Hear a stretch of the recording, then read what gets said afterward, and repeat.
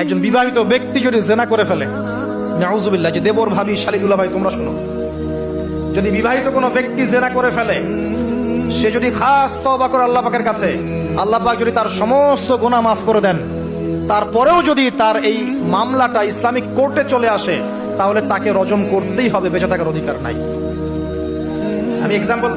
আমি দলিল দিচ্ছি, শোনেন।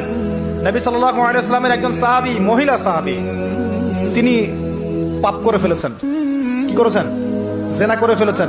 বিবাহিত ব্যক্তি ছিলেন। নবীর কাছে এসে বলছেন, ইয়া রাসূলুল্লাহ তাহিরনি, আমাকে পবিত্র করুন, আমি অন্যায় করেছি। নবী সাল্লাল্লাহু আলাইহি ওয়াসাল্লাম বলছেন, মুখ ফিরিয়ে নিচ্ছে, একবার ডান দিকে মুখ ফিরাচ্ছেন, একবার বাম দিকে মুখ ফিরাচ্ছেন। নবী শুনতে যাচ্ছেন না, কারণ এটা কোর্টে চলে আসলেই বিপদ। নবীজি বলছেন, বাসায় যাও, বাসায় যাও, তওবা করো, আল্লাহর কাছে তওবা করো, আল্লাহ মাফ করে দিবে। বাসায় চলে যাও, বাসায় চলে যাও, তওবা করো, আল্লাহ মাফ করে দিবে। সে মহিলা বলছে, না ইয়া রাসূলুল্লাহ, আমি অনেক বড় অন্যায় করেছি, আমাকে পবিত্র করুন। আপনি পবিত্র না করেন তাহলে পরকালে আল্লাহ আমাকে শাস্তি দিবেন, আমাকে পবিত্র করুন। নবী সাল্লাল্লাহু আলাইহি ওয়াসাল্লাম বললেন, বাসায় যাও। তুমি গর্ভবতী হয়েছো? হ্যাঁ। বাচ্চা খালাস করো, তারপরে এসো, তোমার বিচার করে দেওয়া হবে।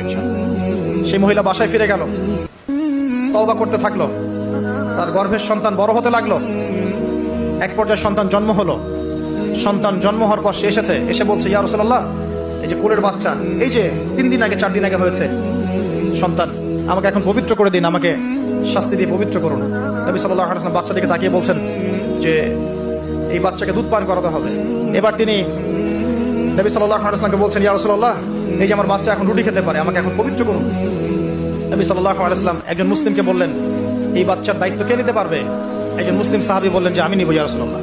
তখন তার হাতে বাচ্চাকে সুপর্দ করা হলো। বাচ্চাকে সুপর্দ করার পর এই মহিলাকে নিয়ে যাওয়া হচ্ছে এবং সাহাবীকে বলা হলো, অন্যান্য সাহাবীদেরকে বলা হলো, তোমরা এই মহিলাকে নিয়ে যাও, নিয়ে গিয়ে রজম করো, অর্ধেক মাটিতে পুঁতে ফেলে পাথর নিক্ষেপ করে হত্যা করো। এবার সাহাবীরা এই কাজ করছেন। খালিদ বিন ওয়ালিদ রাদিয়াল্লাহু আনহু, বিখ্যাত বীর সাহাবী, তিনি তখন মুসলিম হয়েছেন এবং অনেক যুদ্ধের নেতৃত্ব দিচ্ছেন। তিনি একটা পাথর নিক্ষেপ করেছেন। এই পাথরের নিক্ষিপ্ত পাথরের আঘাতে রক্তের ফিনকি ছিটকে এসে খালিদ বিন ওয়ালিদ রাদিয়াল্লাহু আনহুর এই যে কাপড়ের মধ্যে পড়েছে। তখন খালিদ বিন ওয়ালিদ রাদিয়াল্লাহু আনহু তিনি বলছেন, ছি, আমার কাপড়ে একজন ব্যভিচারী নারী রক্ত পড়লো, এরকম একটা স্টেটমেন্ট তিনি করেছেন। তখন নবী সাল্লাল্লাহু আলাইহি ওয়াসাল্লাম রাগ করে বলেন, ইয়া খালিদ, তুমি থামো।